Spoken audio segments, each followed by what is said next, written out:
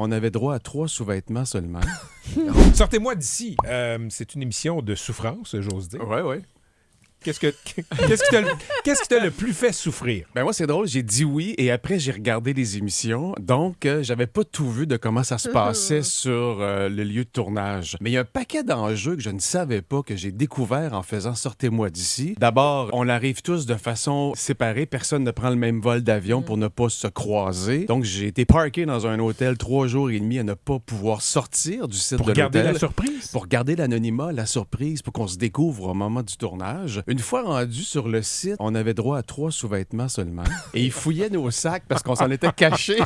Ils les ont retirés. Les premières journées, sans brosse à dents, sans savon, sans dentifrice. On n'est pas en mode survie, on s'entend. Mais on est dans un contexte où on est hyper limité dans le confort. Alors ça, c'est des trucs que j'avais pas vu arriver et qui m'ont pas mal déstabilisé. Toutes ces émissions-là où t'es dans la jungle, puis il faut que tu dormes avec des tarentules, il faut que tu manges des scorpions. Il n'y a pas assez d'argent sur la terre pour que j'y aille. Pourquoi t'as accepté? C'est même pas une question d'argent en plus. Moi, je sortais d'une routine presque militaire depuis les 21 dernières années. Ça, c'est tout le contraire. Là, j'avais pas à leader quelque chose. Je m'abandonnais à un concept et je devais, moi, me démarquer à travers tout ça. J'avais envie de casser ce rythme-là, donc c'était la meilleure place pour le faire. Et je regrette pas, mais je t'avoue que j'ai souffert de manque de confort, j'ai souffert de chaleur, j'ai mal dormi. Ça m'a rendu super sensible, émotif. Ça a été une expérience à la hauteur de ce que j'attendais. Ça, c'est la bonne nouvelle.